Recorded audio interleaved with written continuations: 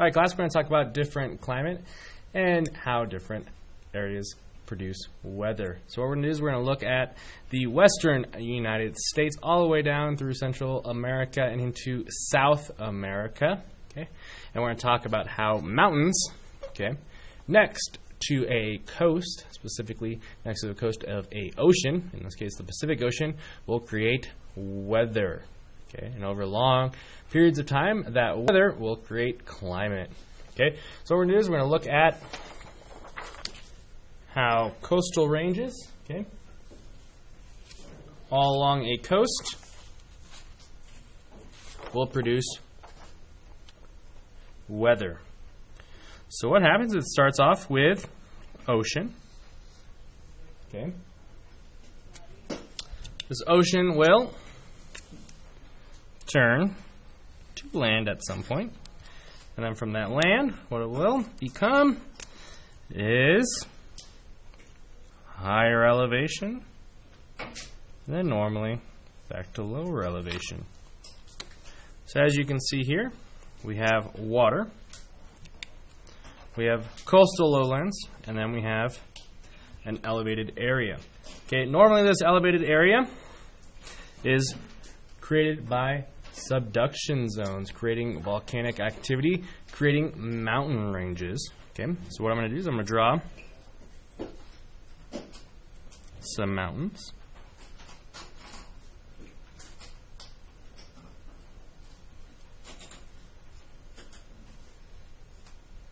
Okay.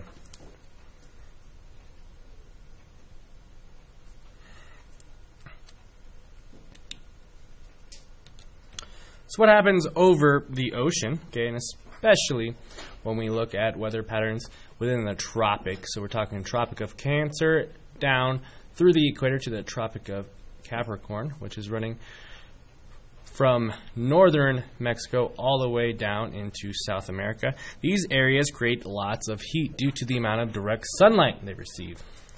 That heat, okay, from the sun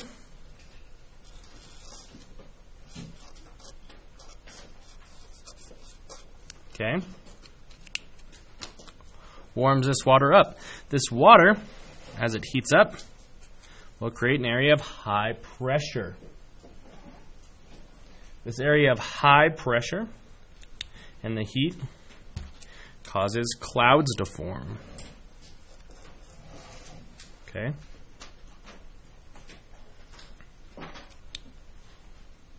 As you look inland towards the elevated land, what happens is the air is thinner, normally cooler, and this will create an area of low pressure.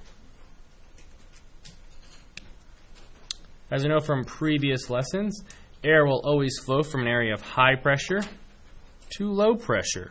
Okay, so we are taking water that has been evaporated by heat.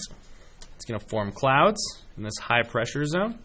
It's going to flow towards an area of low pressure. Remember, you are crossing lines of latitude as this happens.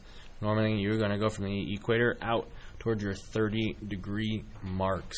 Okay, so these clouds, okay, will continue to flow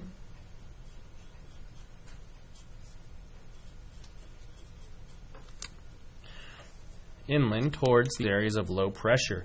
The issue becomes is when they come in contact with mountains, okay? Because these clouds have a high water content, they are often dense and heavy, allowing them to not flow and float over these mountains with ease. So what these clouds will do is they will drop the water in the form of precipitation. Okay, most commonly rain.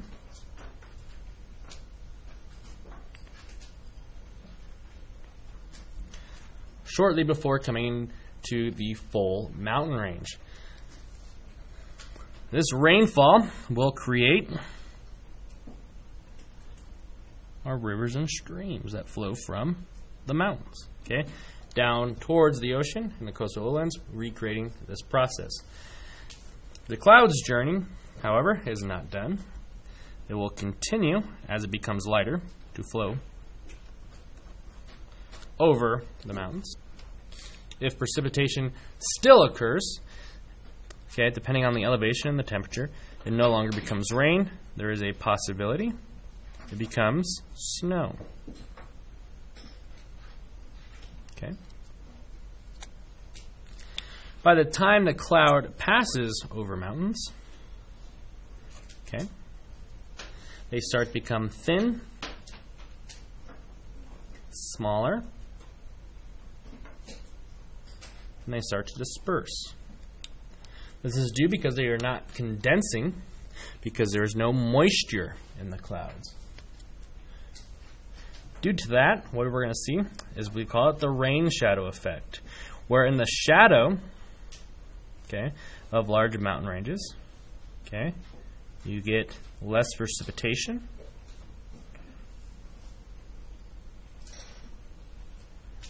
and what will normally and usually form will be a desert on the backside of mountains due to the rain shadow effect.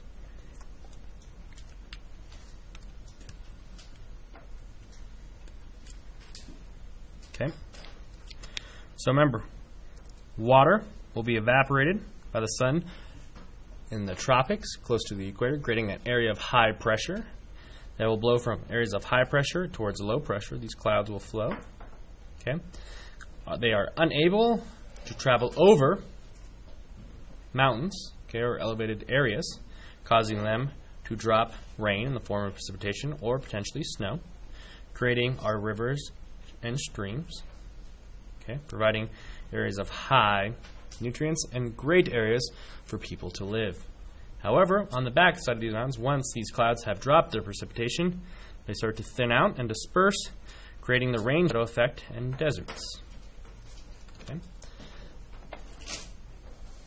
If you look back at our North American and South American landform maps, I'll show you several different examples of this. We can see here Pacific Ocean, okay, areas of high pressure, water and moisture will flow. They cannot pass the Sierra Nevada mountains, causing them to fall, creating the Mojave Desert, okay, in the southwest United States.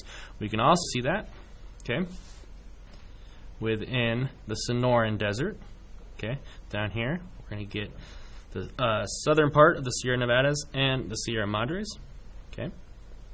If you live in eastern Colorado, okay, and sometimes western Kansas, panhandles of both Texas and Oklahoma, the same effect occurs as clouds then condense, go over the Rocky Mountains, and it'll become areas of dry, flat land, okay, towards the Great Plains. We can also see this rain shadow effect and the same event happen down in South America, okay, as water comes over, okay, the Andes Mountains. We're going to create, or it creates the Atacama Desert. It's one of the driest places on Earth, okay. And that will conclude this lesson on weather, climate of North and South America.